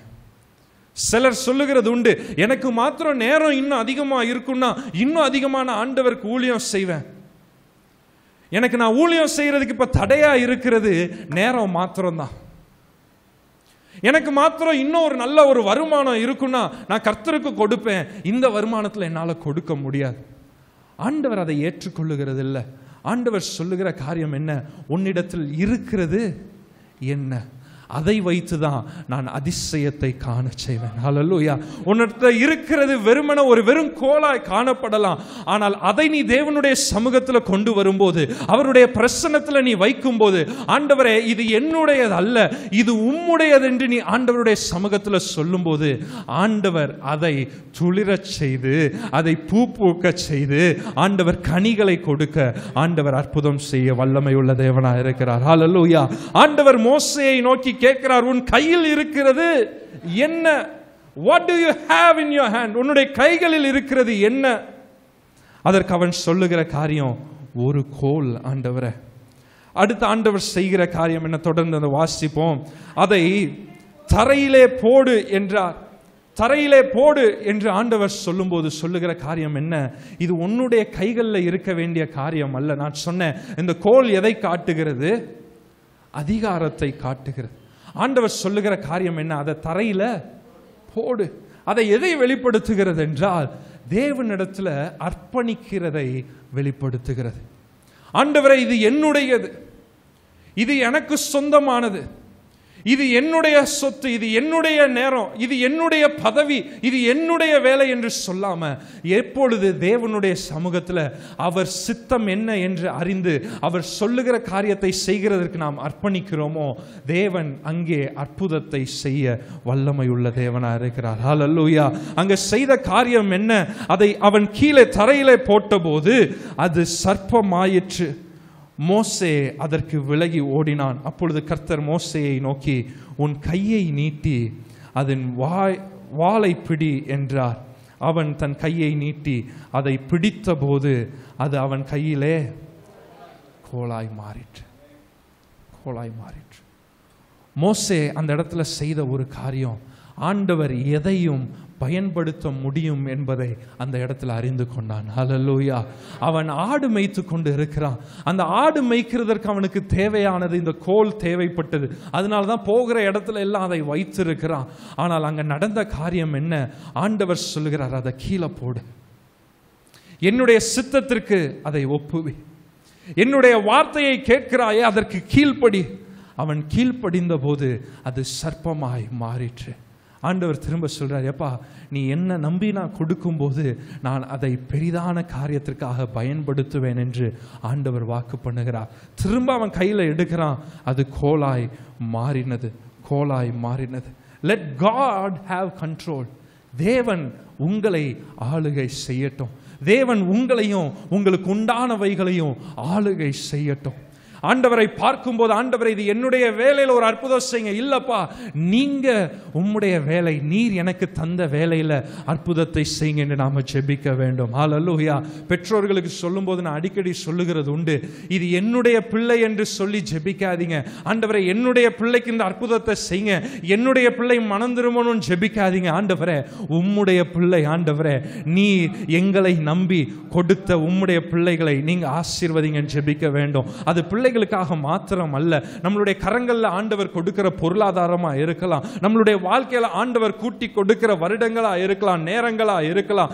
எதை ஆண்டவர் நம்மை நம்பி தருகிறாரோ அதை கர்த்தருடைய சித்தத்திற்கென்று முழுவதுமாக நாம் என்ன செய்ய வேண்டும்? ஒப்பு கொடுக்க வேண்டும். மோசேயினுடைய வாழ்க்கையில் அதை பார்க்க முடிந்தது. வாசிப்போம். அதே யாத்திராகமம் 4வது அதிகாரம் 20வது வசனத்தை வாசிங்க. அப்பொழுது மோசே தன் மனைவியையும் தன் பிள்ளைகளையும் கழுதையின் மேல் ஏற்றிக்கொண்டு எகிப்து தேசத்திற்கு திரும்பினான். எந்த கோலையும் இவ்வளவு நாள் என்னுடைய கோல் என்று நினைத்த மோசே எப்போது இது ஆண்டவருக்கென்று ஒப்பு கொடுத்தானோ, எப்போது இது தேவன் இதை பயன்படுத்த விரும்புகிறார், இது தேவனுக்கென்று நான் பிரதிஷ்டை செய்து விட்டேன், இது தேவன் இதன் மூலமாய் மகிமைப்பட போகிறார் என்பதை அறிந்தானோ, அப்பொழுதே அவனுடைய வார்த்தை மாறுகிறது. இது யாருடைய கோல்? தேவனுடைய கோல். ஹல்லேலூயா. ஆண்டவர் கூட மோசேயினுடைய கோலை என்று ஆண்டவர் எழுதுகிறார், சொல்லுகிறார். ஆனால் மோசே அந்த சம்பவத்திற்கு பின்பாக எப்பொழுதுமே இது என்னுடைய கோல் என்கின்ற வார்த்தையை அவன் பயன்படுத்தவே இல்லை. அவன் சொல்லுகிறதெல்லாம் இது தேவனுடைய கோல். ஹல்லேலூயா. 17வது அதிகாரம் யாத்திராகமம் 17வது அதிகாரம் 9வது வசனத்துல வாசிப்போம். யாத்திராகமம் 17:9. அப்பொழுது மோசே யோசுவாவை நோக்கி, நீ நமக்காக மனிதரை தெரிந்து கொண்டு புறப்பட்டு அமலேக்கோடே யுத்தம் பண்ணு. நாளைக்கு நான் மலையுச்சியில், திரும்ப அவன் சொல்லுகிற வார்த்தையை பாருங்க, தேவனுடைய கோலை என் கையில் பிடித்து கொண்டு நிற்பேன் என்று சொல்லுகிறான். எப்போதெல்லாம் தேவனுடைய கோல் என்று அவன் அங்கீகரிக்கிறானோ அப்பொழுதெல்லாம் இஸ்ரவேல் ஜனங்கள் வெற்றி பெறுகிறதை பார்க்கிறோம். தேவன் அதிசயத்தை நடப்பிக்கிறதை பார்க்கிறோம். ஆண்டவர் இங்க மோசேயினுடைய வாழ்க்கையில பாருங்களேன், அந்த கோல் எதை காட்டுகிறது என்றால் அவனுடைய லட்சியத்தை காட்டுகிறது. அவனுடைய லட்சியம், his ambition, he surrendered his ambition. அவன் வாழ்க்கையில உயர வேண்டும் என்று நினைத்தான். ஆனால் தேவன் இந்த கோலை பயன்படுத்த விரும்புகிறார், கொடுத்து விட்டான். அது நம்மளுடைய லட்சியமா இருக்கலாம், நம்மளுடைய வேலையா இருக்கலாம், நம்மளுடைய ஞானமாய் காணப்படலாம், நம்மளுடைய தாளந்துகளும் திறமைகளுமாய் காணப்படலாம், நம்மளுடைய அந்தஸ்தா இருக்கலாம், நம்மளுடைய பலனா இருக்கலாம், நம்மளுடைய அடையாளமா இருக்கலாம், நாம் பயன்படுத்துகிற கருவிகளா இருக்கலாம். மோசேக்கு இவைகள் எல்லாம் அந்த கோலை காண்பித்தது. இன்னொரு வார்த்தையில சொல்லணும்னா அவனுடைய முழு வாழ்க்கையும் ஆண்டவர் கொடுத்த கோலின் அடிப்படையில் காணப்பட்டது. ஹல்லேலூயா. இந்த கோலை கொண்டுதான் பெரிதான காரியங்களை ஆண்டவர் செய்தார். ஹல்லேலூயா. எகிப்திலிருந்து தம் ஆண்டவருடைய ஜனத்தை விடுதலை ஆக்குகிறதற்கு அவனும் அவனுடைய மனைவியும் அவனுடைய பிள்ளைகளும் போகிறாங்க. அவன் எடுத்துக்கொண்டு போகிற காரியம் என்ன? கர்த்தருடைய தேவனுடைய கோலை அவன் சுமந்து செல்லுகிறான். அவன் ஆஸ்திகளையும் பொன்னுகளையும் வெள்ளிகளையும் எடுத்துக்கொண்டு செல்லவில்லை, தேவனுடைய கோலை அவன் சுமந்து செல்லுகிறதை பார்க்கிறோம். ஹல்லேலூயா. உங்களுக்கு எதிராக எழும்புகிற சத்துருக்களை வீழ்த்த வேண்டுமா? தேவன் உங்களோடு இருக்கிறார் என்பதை இந்த தேசம் உலகம் பார்க்க வேண்டுமா? உங்களுடைய கோல்களை எடுத்து செல்லாதீங்க. தேவன் உங்களை நம்பி கொடுத்திருக்கிற உங்களுடைய சொத்துக்கள், ஆஸ்திகள், பிள்ளைகள் எல்லாவற்றையும், அந்தஸ்து, வேலை எல்லாவற்றையும் தேவனுடையது என்று சொல்லி பாருங்க. தேவன் அற்புதத்தை செய்கிறார். ஹல்லேலூயா. ஹல்லேலூயா. எப்பவுமே இது என்னுடையது என்று எதையும் வைத்துக் கொள்ளாமல் என்னிடத்தில் இருக்கிறது எல்லாம் தேவனுடையது என்று சொல்லி பார்க்கும்போது தேவன் மகிமைப்படுகிறவராக இருக்கிறார். ஹல்லேலூயா. ஹல்லேலூயா. இதற்கப்புறம் அந்த கோல் எதற்காக முன்பாக பயன்பட்டதோ அதற்கு பயன்படவில்லை. தேவன் அசாதாரணமான காரியங்களை மோசேயினுடைய கோலை வைத்து ஆண்டவர் செய்கிறார். அதுவரைக்கும் அந்த கோல் எதற்காக பயன்படுத்தப்பட்டது? தன்னுடைய மாமனாருடைய ஆடுகளை மேய்க்கிறதற்கு அந்த கோல் பயன்படுத்தப்பட்டது. ஆனால் ஆண்டவர், இனி நீ அந்த வேலையை செய்ய போறது இல்லப்பா, இந்த கோலை கொண்டு நான் செங்கடலை பிளக்க விரும்புகிறேன். ஆண்டவர் இனி சாதாரணமான காரியங்களை செய்கிற செய்கிறதற்கு உங்களுடையதை ஆண்டவர் பயன்படுத்த போகிறதில்லை. எப்போது ஆண்டவருடைய சித்தத்திற்கென்று முழுவதுமாய் நம்மையும் நம்மளுடைய வாழ்க்கையும் ஒப்பு கொடுக்கும் போது ஆண்டவர் நம்மை கொண்டு அசாதாரணமான காரியங்களை செய்கிறதற்கு அவர் உண்மையுள்ளவராக இருக்கிறார். ஹல்லேலூயா, ஹல்லேலூயா. 1 கொரிந்தியர் 6:20 வாசிக்கும் போது, கிரயத்திற்கு கொல்லப்பட்டீர்களே, ஆகியால் தேவனுக்கு உடையவர்கள் ஆகிய உங்கள் சரீரத்தினாலும் உங்கள் ஆவியினாலும் தேவனை மகிமைப்படுத்துங்கள் என்று நாம் வாசிக்கிறோம். நம்மகிட்ட இருக்கிற ஒவ்வொரு காரியத்தை வைத்து தேவன் மகிமைப்பட வேண்டும். ஹல்லேலூயா, ஹல்லேலூயா. இது என்னுடைய கோல் என்கின்ற எண்ணத்தோடு மோசே பார்வோனை சந்திக்க போயிருந்திருப்பான் என்றால் அந்த அற்புதம் நடந்திருக்காது. ஆமென். நான் சொல்றது உண்மைதானா? ஆனா இது எப்ப தேவனுடைய கோல் என்று அவன் பார்க்க ஆரம்பித்தானோ அந்த கோலை அவன் பரிசுத்தமானதாய் பார்க்க ஆரம்பித்தான். ஹல்லேலூயா. நம்மகிட்ட இருக்கிற காரியங்கள் எப்ப பரிசுத்தமாக்கப்படும் தெரியுமா? இது கர்த்தருடையது என்று நாம பார்க்கும்போது அது பரிசுத்தமாக்கப்படும். ஹல்லேலூயா. வாலிபர்கள் மொபைல் போனை வச்சு, வாலிபர்கள் மாத்திரமல்ல பெரிய ஆட்களும் செய்கிறாங்க, போன்களை வைத்து பாவங்கள் செய்து கொண்டிருக்கிறாங்க. வேலையில அக்கிரமங்கள் செய்கிறத பார்க்கிறோம். லஞ்சம், ஊழல், இதெல்லாம் எப்போ ஒழியும் தெரியுமா? அது தேவனுடையது என்று நாம் பார்க்கும்போது, பரிசுத்தம் உள்ள தேவனுடையது என்று நாம் அறிந்து கொள்ளும் போது அவைகளிலே உண்மை காணப்படும். ஹல்லேலூயா. அது நம்மளுடைய கணவனா இருக்கலாம், மனைவியா இருக்கலாம், நம்மளுடைய பிள்ளைகளா இருக்கலாம். இவர்கள் என்னுடையவர்கள் என்று பார்க்கும்போது அவர்களை நாம் ஈளனமாய் பேசக்கூடும், வஞ்சிக்கக்கூடும், அடிக்கக்கூடும், கெட்ட வார்த்தைகள் பேசக்கூடும். ஆனால் எப்பொழுது இந்த கணவன் ஆண்டவர் எனக்கு தந்தது, இந்த மனைவி ஆண்டவர் எனக்கு தந்தது, இந்த பிள்ளைகள் ஆண்டவர் எனக்கு தந்தது என்று நாம் எப்போ பார்க்க ஆரம்பிக்கிறோமோ அதை தேவன் பார்க்கிற விதத்தில் அவர்களை நாம் பார்க்க ஆரம்பிப்போம். ஹல்லேலூயா. ஏனென்றால் அப்போதான் அந்த குடும்பம் பரிசுத்தமாக முடியும். அப்போதான் இந்த குடும்பம் தேவனுடைய மகிமைக்கென்று அது செயல்பட ஆரம்பிக்க முடியும். பிரச்சனைகள் வருமா? உண்மைதான் வரும். போராட்டங்கள் வருமா? உண்மைதான். ஆனால் அந்த பார்வையில் ஒரு மாற்றம் உண்டாகும். என்ன மாற்றம்? இது தேவன் தந்த குடும்பம். ஹல்லேலூயா. நம்மளுடைய வேலைகளில் நாம் உண்மையா இருப்போம். எப்ப? இது தேவன் தந்த வேலை. ஹல்லேலூயா. மொபைல் போனை பயன்படுத்தும் போது அதில் பார்க்கிற காரியங்களை பார்க்கும்போது இது தேவன் தந்தது என்று நாம் நினைப்போம் என்றால் அதில் பாவம் வராது, பாவத்தை நாம் செய்ய மாட்டோம். தேவனுக்கு என்று பரிசுத்தமாக்கப்பட்ட வாழ்க்கையை வாழ தேவன் நமக்கு கிருபை செய்கிறார். ஹல்லேலூயா. ஆண்டவர் நம்மளுடைய வாழ்க்கையை சாட்சியாக மாற்ற விரும்புகிறார். God wants our life to be a testimony. சாட்சி பெட்டிக்கு முன்பாக வைக்கக்கூடிய இடத்துல ஆண்டவர் வைக்க விரும்புகிறார், சாட்சியாக வைக்க விரும்புகிறார். எப்படி ஆண்டவர் அதை செய்கிறார்? The rod was a testimony of having life. அந்த 17வது அதிகாரத்தில் வாசிக்கும் போது அது துளிர் விட்டு அது பூ பூத்து கனிகளை கொடுக்க ஆரம்பித்தது. மோசே அந்த 12 கோல்களையும் எடுத்துக்கொண்டு வருகிறதை பார்க்கிறோம். வந்த மாத்திரத்தில் ஜனங்கள் பார்த்த முதலாவது காரியம் என்ன? இந்த ஒரு கோல் மாத்திரம் துளிர் விட்டு பூ பூத்து கனி கொடுக்க ஆரம்பித்தது. இந்த கோல் எப்படி வருகிறது சொல்லுங்க பாப்போம். கோல் எப்படி உருவாகிறது? ஒரு மரத்திலிருந்து அது துண்டிக்கப்பட்டு பிரிக்கப்பட்டு வரும்போது தான் என்ன செய்யுது? கோலாய் மாறுகிறது. அப்ப ஜீவன் தருகிற, வாழ்க்கை தருகிற அந்த மெயின் சோர்ஸ்ல இருந்து அது துண்டிக்கப்படும் போது ஜீவனற்றதாய் காணப்படுகிறது. ஆனால் இந்த ஜனங்கள் ஆரோனுடைய கோலை பார்க்கும்போது அது ஜீவன் உள்ளதாய் அவர்கள் பார்த்தாங்க. ஹல்லேலூயா, ஹல்லேலூயா. அந்த மற்ற 11 கோல்களும் ஜீவனற்றதாகவே காணப்பட்டது. ஆனால் ஆரோனுடைய கோல் மாத்திரம் ஜீவன் உள்ளதாய் காணப்பட்டது. ஹல்லேலூயா. அந்த கோல் மரத்திலிருந்து துண்டிக்கப்பட்டிருந்தாலும் ஆரோனுடைய கோல் தேவனோடு இணைந்திருந்ததுனால அது துளிர்விட ஆரம்பித்தது, கனிகளை கொடுக்க ஆரம்பித்தது. ஹல்லேலூயா. God wants to make your life alive. உங்களுடைய வாழ்க்கை மற்றவர்களுடைய வாழ்க்கையை போல இருக்கணும்னு ஆண்டவர் விரும்புகிறது இல்ல. மற்றவர்களுடைய வாழ்க்கை ஜீவனற்ற வாழ்க்கையாய் காணப்படுகிறது. தேவனை அறியாத ஜனங்களுடைய வாழ்க்கை ஜீவனற்ற வாழ்க்கையாய் காணப்படுகிறது.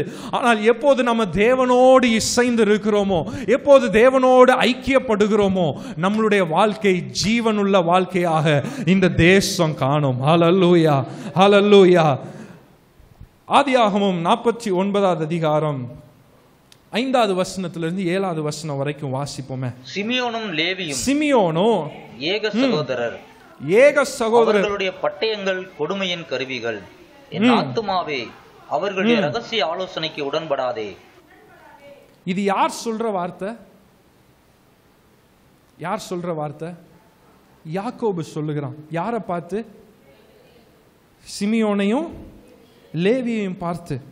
அவங்களோட உடன்படாதன்னு அவன் சொல்லுகிறத பார்க்கிறோம். தொடர்ந்து வாசிங்க.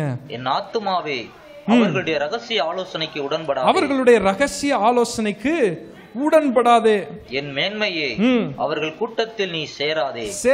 அவர்கள் தங்கள் கோபத்தினாலே ஒரு புருஷனை கொன்று தங்கள் அகங்காரத்தினாலே அரண்களை நிர்மூலமாக்கினார்களே. உக்கிரமான அவர்கள் கோபமும் கொடுமையான அவர்கள் மூர்க்கமும் சபிக்கப்பட கடவது. யாக்கோபிலே அவர்களை பிரியவும் இஸ்ரவேலிலே அவர்களை சிதறவும் பண்ணுவேன். இது ஒரு ஆசீர்வாதமான வாக்குத்தத்தம் இல்ல. இது ஒரு சாபத்தின் வார்த்தை கொடுக்கப்படுகிறது.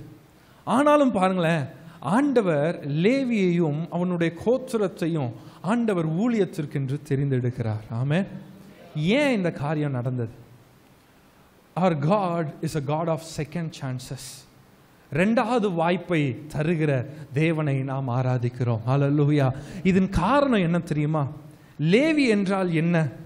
லேவியினுடைய அர்த்தம் என்ன?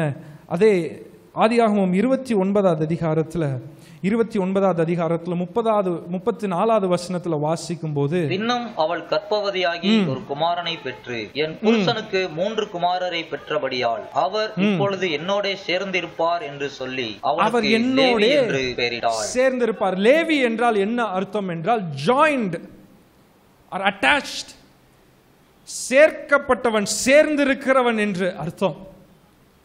Joint or attached.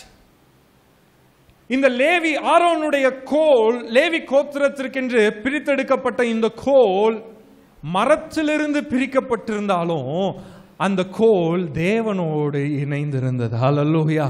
தேவனோடு இணைந்திருந்தது.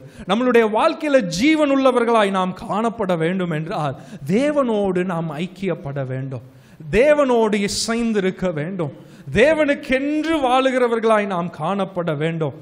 யோவான் 15வது அதிகாரத்தில் நாம் வாசிக்கிறோம்ல, 15வது அதிகாரம் 5லிருந்து 8வது வசனம் வரைக்கும் வாசிக்கும் போது, நானே திராட்சை செடி, நீங்கள் கொடிகள், ஒருவன் என்னிலும் நான் அவனிலும் நிலைத்திருந்தால் அவன் மிகுந்த கனிகளை கொடுப்பான், என்னை அல்லாமல் உங்களால் ஒன்றும் செய்ய கூடாது.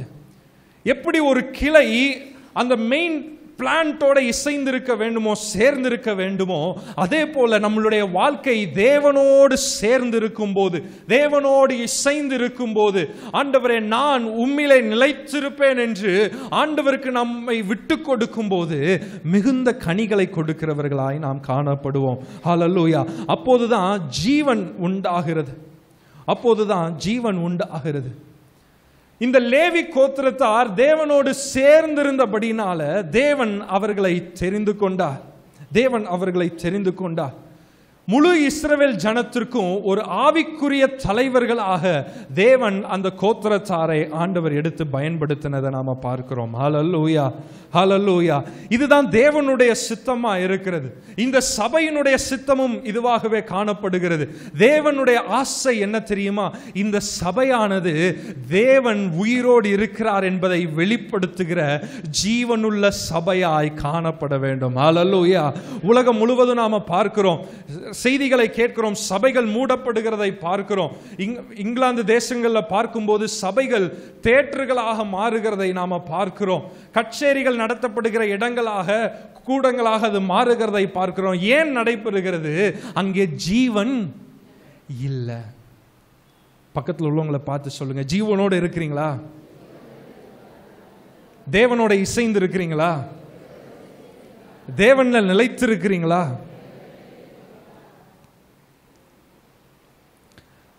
ஆண்டவர் தம்முடைய சபையையும் அவருடைய ஜனம் மரித்தவர்களாய் காணப்பட வேண்டும் என்று ஆண்டவர் விரும்பல. ஆவியில உயிர் உள்ளவர்களாய் நாம் காணப்பட வேண்டும். ஹல்லேலூயா, ஹல்லேலூயா. தேவனுடைய சித்தம் இதுவே. நம்மை பார்க்கிறவர்கள் தேவனை பார்க்க வேண்டும். நம்மை பார்க்கிறவர்கள் மற்ற கோளை போல மரித்தவர்களாய் நம்மை பார்க்க கூடாது, ஜீவன் உள்ளவர்களாய் நம்மை பார்க்க வேண்டும். ஹல்லேலூயா. உங்களிடத்துல இந்த கேள்வியை கேட்டுக்கோங்க. உங்களை பார்க்கிறவங்க எதை பார்க்கிறார்கள்? எப்போ உன்னுடைய வாழ்க்கைக்கும் பக்கத்து வீட்டில் உள்ளவங்க வாழ்க்கைக்கும் வித்தியாசமே இல்லைன்னு வைங்களேன், ஜீவன் இல்லை. நீங்க வேலை பார்க்குற இடத்துல இருக்கிற 10 பேர் 20 பேர் 100 பேர் இருக்கலாம், அவர்களுக்கும் உங்களுக்கும் வித்தியாசம் இல்லைன்னா உங்களுக்குள்ளாக ஜீவன் இல்லை. ஆமென். நமக்குள்ளாக ஜீவன் காணப்பட வேண்டும். போராட்டங்கள் எழும்பும் போதும் தேவைகள் எழும்பும் போதும் கர்த்தருக்குள் மகிழ்ச்சியா இருக்கும்போது ஜீவன் உள்ளவர்களா இந்த உலகம் பார்க்கும். எப்பா நீ படுற கஷ்டத்தை தான் நானும் படுறேன், நீ சந்திக்கிற போராட்டத்தை தான் நானும் படுறேன், நானும் சந்திக்கிறேன். ஆனா எப்படி சந்தோஷமா இருக்கிற நாம சொல்ல முடியணும், எனக்குள்ள என் ஆண்டவர் உயிரோடு இருக்கிறார். ஹல்லேலூயா. நான் மரித்து போனவன் அல்ல, எனக்குள்ளாக தேவன் வல்லமையை தந்திருக்கிறார். ஓ, நான் துளிர் விடுகிறவன் மாத்திரம் அல்ல, நான் பூ பூத்து கனி கொடுக்கிறவனா இருப்பேன். எப்பா ஒரே இடத்துல தானப்பா 12 கோலும் வைக்கப்பட்டது, ஆனா நீ மாத்திரம் எப்படிப்பா கனி கொடுக்கிற?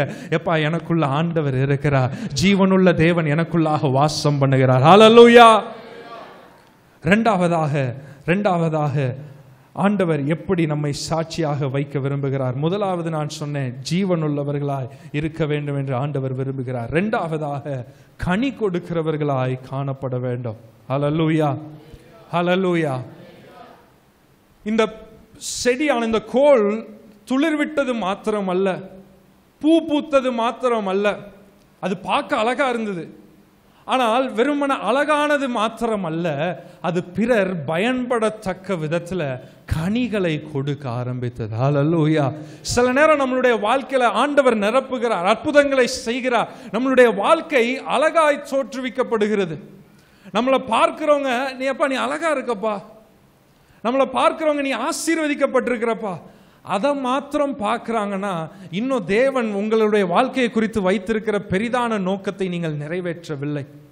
நம்ம பார்க்கிறவங்க நீ பூ பூத்திருக்கிறன்றதை பார்த்து ரசிக்கிறதற்கல்ல, நம் மூலமாக அவர்கள் பயன்பட வேண்டும். ஆமென், ஹல்லேலூயா. நான் சபைக்கு வருகிறேன், நிரப்பப்படுகிறேன், ஆண்டவர் என்னுடைய வாழ்க்கையை மாற்றி அமைத்து விட்டார், சந்தோஷம். ஆனால் அதனால் என்ன பயன்? கனி கொடுக்கிறவர்களாய் இருக்க வேண்டும். ஹல்லேலூயா. யோசித்து பார்த்துருக்கிறீங்களா? வீட்டு பக்கத்தில் மரத்தில் ஒரு நெல்லிக்காயோ இல்லை மாம்பழமோ பார்க்குறீங்கன்னா உங்களுக்குள்ள என்ன தோணும்? என்ன தோணும்? பறிக்கணும்னு தோணும், எடுக்கணும்னு தோணும். அதை பார்த்த மாத்திரத்தில் நமக்குள்ள வருகிற எண்ணம் என்ன? அது அழகா இருக்குன்றது ரெண்டாவது தான். அதை எப்படியாவது பறிக்கணும், அதை ருசித்து பார்க்க வேண்டும். அது இனிப்பா இருக்கா, நான் ருசிச்சு பார்க்கணும். விரும்புகிறோமா இல்லையா? நம்மை பார்க்கிற ஜனங்கள் நம்மளை பறிச்சு நம்மளை ருசிச்சு பார்க்கணும்னு அவர்கள் விரும்பணும். ஹல்லேலூயா. நம்மளை பார்த்தும் பார்க்காமலும் போறாங்கன்னு வைங்களேன், நம்ம கனி கொடுக்க ஆரம்பிக்கலன்னு அர்த்தம். நம்மளை பார்க்கும்போது எப்பா இவன்கிட்ட இருக்கிற அந்த சமாதானம் எனக்கும் வேணுமே, அவன்கிட்ட ஒரு 5 நிமிஷம் பேசி பார்ப்போம், எப்படி இப்படி சந்தோஷமா இருக்கிறான், எப்படி இப்படி நிம்மதியா இருக்கிறான். நம்மளை பார்க்கிறவங்க நம்மோடு நேரத்தை செலவழிக்க விரும்பணும். நம்மை பார்க்கிறவர்கள் நம்மகிட்ட இருக்கிற இயேசுவை அறிந்து கொள்ள வேண்டும் என்று அவர்கள் விரும்பணும். நம்மை பார்க்கிறவர்கள் கர்த்தர் நல்லவர் என்பதை ருசித்து பார்க்க வேண்டும். அதுதான் கனி தருகிற வாழ்க்கை, அதுதான் கனி தருகிற வாழ்க்கை. என்ன கனிகளை ஆண்டவர் எதிர்பார்க்கிறார், அதை நாம் முழுவதுமாக நமக்கு நேரம் இல்லை. கலாத்தியர் 5வது அதிகாரம் 22வது வசனத்தில் ஆவியின் கனிகளை குறித்து நாம் பார்க்கிறோம். அந்த ஆவியின் கனிகள் நம்மளுடைய வாழ்க்கையில காணப்பட வேண்டும். ஹல்லேலூயா. நம்ம ரசிக்கப்படத்தக்க விதத்தில் இருக்கிறது மாத்திரமல்ல, இந்த தேசத்திற்கும் இந்த சமுதாயத்திற்கும் நாம் பயனுள்ள கருவிகளாக, பாத்திரங்களாக காணப்பட வேண்டும். ஹல்லேலூயா. மூன்றாவதாக தேவன் எப்படி நம்மை சாட்சியாக வைக்க விரும்புகிறார் என்றால், நம்மளுடைய வாழ்க்கையின் மூலமாக தேவனுடைய வல்லமையையும் தேவனுடைய அதிகாரத்தையும் ஆண்டவர் வெளிப்படுத்த விரும்புகிறார். God wants to exhibit his power and authority through us. நம்மளுடைய வாழ்க்கையின் மூலமாக தேவனுடைய வல்லமையையும் அதிகாரத்தையும் ஆண்டவர் இந்த உலகத்திற்கு காண்பிக்க விரும்புகிறார். ஹல்லேலூயா. இந்த ஆரோனின் கோலை குறித்து பார்க்கும்போது, தேவனுடைய கோல் என்று மோசே சொல்லுகிறானே, மோசேவினுடைய கோல் பயன்பட்டதை பார்க்கிறோம். அதிகமான இடங்களில் ஆரோனுடைய கோல் பயன்பட்டதை நாம பார்க்கிறோம்.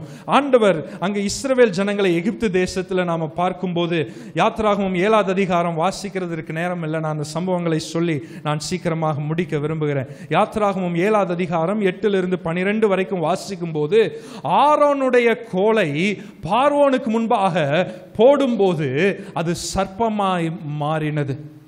சர்ப்பமாய் மாறின உடனே நாம நினைக்கிற காரியம் என்ன? ஆண்டவர் அற்புதம் செய்து விட்டார், இனி எந்த எதிர்ப்பும் இருக்காதுன்னு நினைக்கிறோம். ஆனால் அங்க நடந்த காரியம் என்ன? ஆரோனுடைய கோல் சர்ப்பமாய் மாறினது மாத்திரமல்ல, அங்கள் மந்திரவாதிகளும், வேற யாரெல்லாம் அங்க வாசிக்கிறோம், சாஸ்திரிகளும் சூனியக்காரர்களும் மந்திரவாதிகளையும் அங்க பார்வோன் அழைப்பிக்கிறான். அவர்களும் வந்து தங்களுடைய கோல்களை போடுகிறாங்க. அங்க அந்த கோல்களும் எதா மாறிடுச்சு? சர்ப்பமா மாறிடுச்சு. ஐயோ, நான் தோற்று போய்விட்டேனோ என்று ஆரோன் நினைக்கவில்லை. தேவன் என்னை நோக்கத்தோடு அனுப்பினார் என்பதை அவன் அறிந்தவனாய் அவன் அங்க அமைதியா இருக்கிறான். தேவன் கிரியை செய்கிறத பார்க்கிறோம். ஆரோனுடைய கோல் மற்ற கோல்களை எல்லாம் என்ன செஞ்சது? விழுங்கிற்று என்று நாம பார்க்கிறோம். தேவன் அப்படிப்பட்ட அற்புதத்தை செய்ய விரும்புகிறார். ஹல்லேலூயா. ஆண்டவரிடத்தில் ஒரு அற்புதத்தை எதிர்பார்க்கிறோம், ஆண்டவர் செய்கிறார். ஆனால் அதே அற்புதத்தை மற்றவர்களுடைய வாழ்க்கையிலும் நாம பார்க்கிறோமே என்று சோர்ந்து போகாதீங்க. உங்களுக்கு ஆண்டவர் கொடுக்கிற ஆசீர்வாதம் மற்ற எல்லாவற்றை பார்க்கிலும் மேன்மையானதாய், உயர்ந்ததாய் ஆண்டவர் உங்களை உயர்த்த உண்மை உள்ளவராக இருக்கிறார். ஹல்லேலூயா. மோசேயினுடைய ஆரோனுடைய கோலோ அவர்களுடைய கோல்களை விழுங்கிற்று என்று நாம வாசிக்கிறோம். அது மாத்திரமல்ல, அதே 7வது அதிகாரம் 19லிருந்து 21 வரைக்கும் வாசிக்கும் போது, ஆரோனுடைய கோல் நைல் நதியில தொட்ட மாத்திரத்தில் அந்த நதி இரத்தமாய் மாறினது என்று பார்க்கிறோம். 16வது வசனம் 17வது வசனத்தில் வாசிக்கும் போது, ஆரோனுடைய கோல் உயர்த்தப்பட்ட போது, நீட்டப்பட்ட போது தவளைகளும் பேன்களும் எகிப்து தேசத்தை முழுவதும் சூழ்ந்ததை நாம பார்க்கிறோம். அப்ப முழுவதிலும் நாம பார்க்கிறோம், மோசேயினுடைய கோலை மாத்திரம் ஆண்டவர் பயன்படுத்தவில்லை. தேவனுடைய ஊழியத்திற்கென்று ஆரோன் தன்னுடைய கோலையும் கொடுத்த போது, தேவன் அந்த கோலை பெரிதான மகத்துவமான காரியங்களை செய்கிறதற்கு ஆண்டவர் பயன்படுத்தினதை நாம பார்க்கிறோம். ஹல்லேலூயா. ஹல்லேலூயா. உங்களுடைய வாழ்க்கையில நீங்கள் சந்திக்கிற மனிதர்களிடத்துல தேவனுடைய வல்லமையையும் அதிகாரத்தையும் நீங்கள் வெளிப்படுத்துகிறீர்களா? குடும்பங்கள்ல முதலாவது ஆரம்பிப்போம். தேவன் உங்களுடைய குடும்பங்களில் உங்களை ஆண்டவர் அதிகாரப்படுத்தி தாயாக, தகப்பனாக ஆண்டவர் ஏற்படுத்தி இருக்கிறார். ஆமென் சொல்லுவோமா? ஹல்லேலூயா. அப்போ உங்களுடைய பிள்ளைகளோடு நீங்க பேசும்போது, எப்பா நான் அப்பா அம்மான்ற அதிகாரத்தில் பேசுகிறத விட, எப்பா தேவன் உனக்கு மேல எனக்கு அதிகாரத்தை கொடுத்திருக்கிறார், அதனால சொல்லுகிறேன், இந்த காரியத்தை நீ என்ன செய்ய வேண்டும்? செய்ய வேண்டும். God wants spiritual leadership. ஆவிக்குரிய நிலைமையில ஆண்டவர் உங்களையும் என்னையும் தலைமைத்துவத்தில் பயன்படுத்த விரும்புகிறார். அது முதலாவது குடும்பத்தில் ஆரம்பிக்க வேண்டும். ரெண்டாவது எங்கன்னா சபை நடுவில் ஆவிக்குரிய தாயாக, ஆவிக்குரிய தகப்பன்மார்களாக ஆண்டவர் நம்மை நிறுத்த விரும்புகிறார். ஹல்லேலூயா. என்னுடைய பிள்ளைகள் என்று உங்களுடைய சரீரத்தின் மூலமாக பிறக்க பெற்ற பிள்ளைகளை மாத்திரம் இல்லை, இந்த சபையில் கொடுத்திருக்கிற ஒவ்வொரு சிறு பிள்ளைகளையும் ஆண்டவர் உங்களுக்கு ஆவிக்குரிய பிள்ளைகளாய் தந்திருக்கிறார். ஹல்லேலூயா. அப்ப நம்ம நடந்து கொள்ளுகிற விதம், நம்ம பேசுகிற வார்த்தைகள் சாட்சியுள்ளதாய் காணப்பட வேண்டும். நம்மளுடைய பிள்ளைங்க மாத்திரம் பார்க்கல, சபை கூடி வரும்போது இங்க இருக்கிற பிள்ளைகளும் உங்களை பார்த்து கொண்டேதான் இருக்கிறான். இந்த காரியத்தை நான் கற்றுக் கொடுக்கல, எங்க இருந்து கற்றுக்கொண்டான்னா ஸ்கூல்ல நம்ம காண்பிப்போம். சபையில் வரும்போது கர்த்தருக்கு அடுத்த காரியங்களை பிள்ளைகள் கற்றுக்கொள்ள வேண்டும். ஹல்லேலூயா. இன்னைக்கு ஒரு சேலஞ்ச் செய்யுங்களேன், ஒரு சவால் எடுத்துக்கோங்க. வாலிப பிள்ளைங்களுக்கு அதை நான் சவாலாக சொன்னேன். பிள்ளைங்களை பார்க்குறீங்களா, சபை பிள்ளைகளை பார்க்குறீங்களா, ஆவிக்குரிய வார்த்தைகளை பேசுங்க. பிள்ளைங்கிட்ட கேளுங்க, பைபிள் வாசித்தியாடா இந்த வாரம், உன்னை பார்த்ததில் ரொம்ப சந்தோஷம். திரும்ப திரும்ப எப்பவும் பார்த்தோன்னே இதே கேள்வி கேட்டிங்கன்னா பிள்ளைங்க அப்பா ஓரமாக அப்படி ஓடி போயிடுவாங்க. பிள்ளைங்கிட்ட கேட்கணும், நல்லா இருக்கியா, விசாரிங்க பிள்ளைங்களை. ஆமே, ஆவிக்குரிய காரியங்களை கற்றுக் கொடுங்க. ஜெபம் பண்ணியா, இல்லை ஜெபம் பண்ணல, ஏன் ஜெபம் பண்ணல, அன்போடு சொல்லுங்க.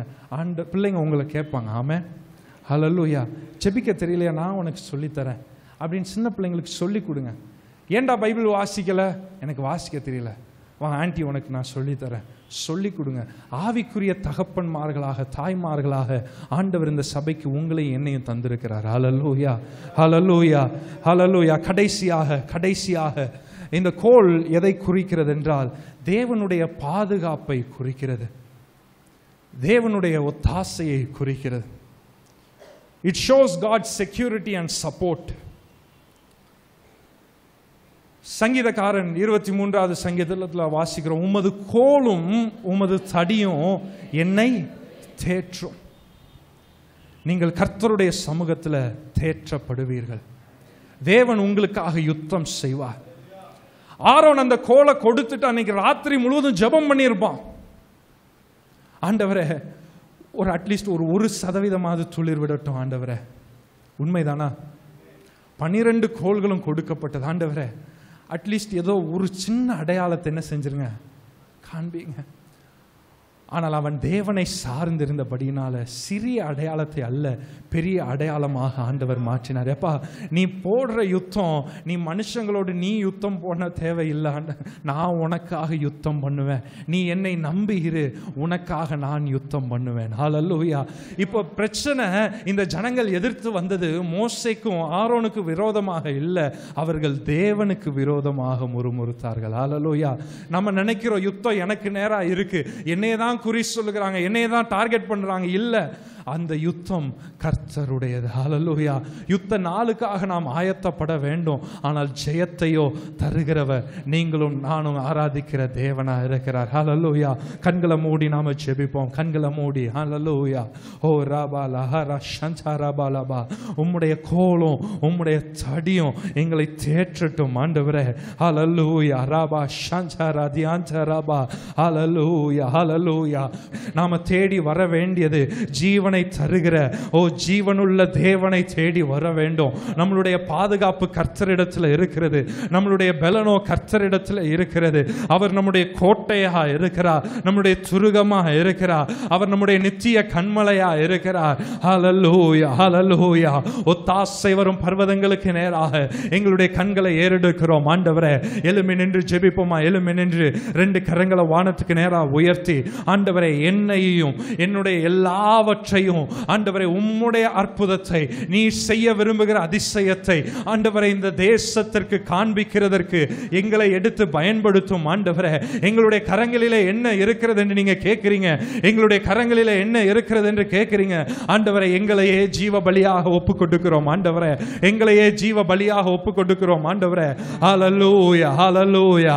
ஓ ராபாபா நா ஷந்தரபா லஹதரபா. ஓ ரேபாமா நாதி அன்சரபா.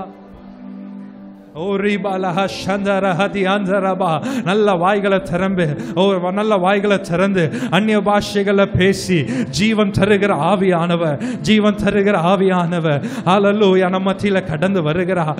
நீ மரித்து போனவன் அல்ல, உன்னுடைய சூழ்நிலைகள் மரித்து போனது அல்ல. தேவனுடைய சமூகத்தில் நின்று பார், தேவனுடைய சமூகத்தில் உன்னை ஒப்பு கொடுத்து பார், தேவனுடைய கரத்தில் உன்னை கொடுத்து பார். நீ துளிர் விடுகிறது மாத்திரம் அல்ல, நீ பூ பூத்து மிகுந்த கனிகளை கொடுக்கும்படியாக ஆண்டவர் உன்னை அழைக்கிறார். ஆண்டவர் சொல்லுகிறார், என்னை அல்லாமல் உன்னால் ஒன்றும் செய்ய முடியாது. ஓ ராகாபலா ஷந்தரபா. He is our life source. நம்மளுடைய ஜீவன் அவரா இருக்கிறார், நம்மளுடைய வாழ்க்கையின் ஜீவனின் ஊற்றாய் அவர் காணப்படுகிறார். ஓ ராபாலா ராஷந்தரபா. நல்ல வாய்களை திறந்து ஒரு 2 நிமிஷம் நல்ல வாய்களை திறந்து, இது மௌனமா இருக்கிற நேரம் அல்ல.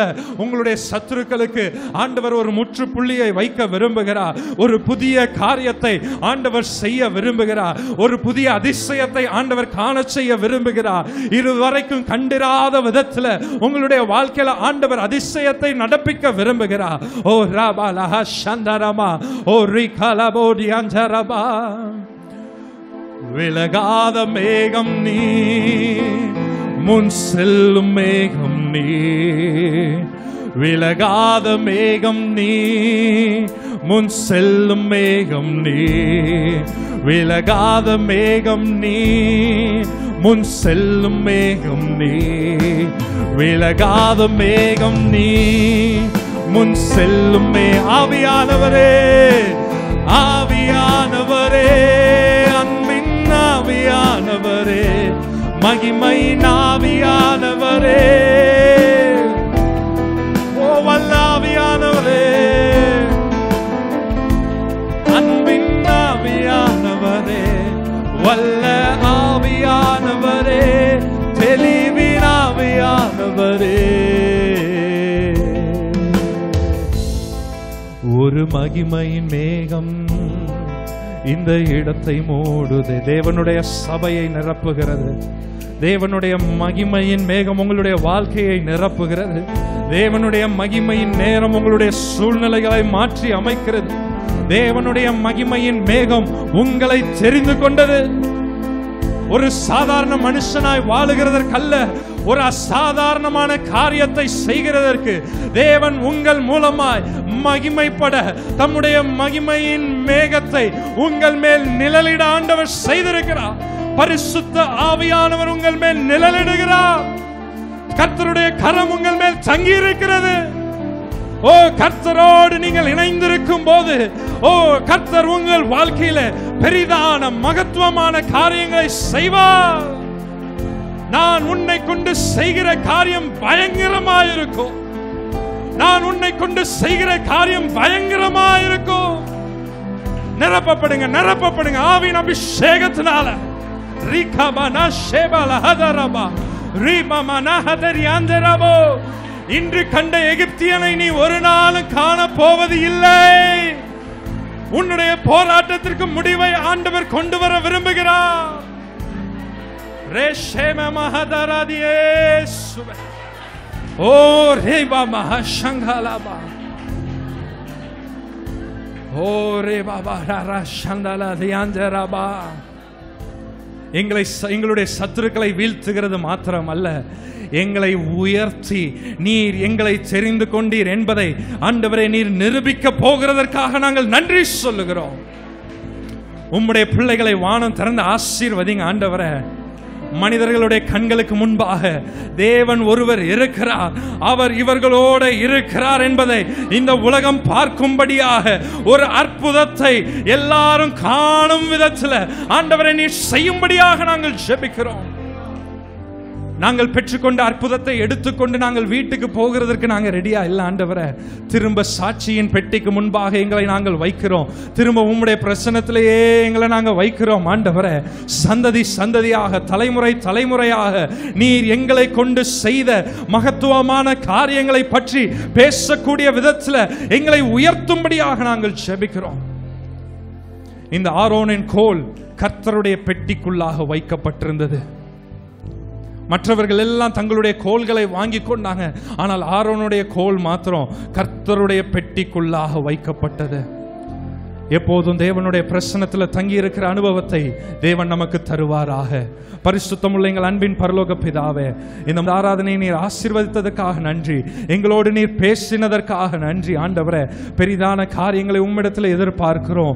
உம்மையே நம்பி இருக்கிறபடியினால் நாங்கள் ஒருபோதும் வெட்கப்பட்டு போவதில்லை ஆண்டவரே. எங்களை தலை நிமிர செய்வீராக என்று நாங்கள் ஜெபிக்கிறோம்.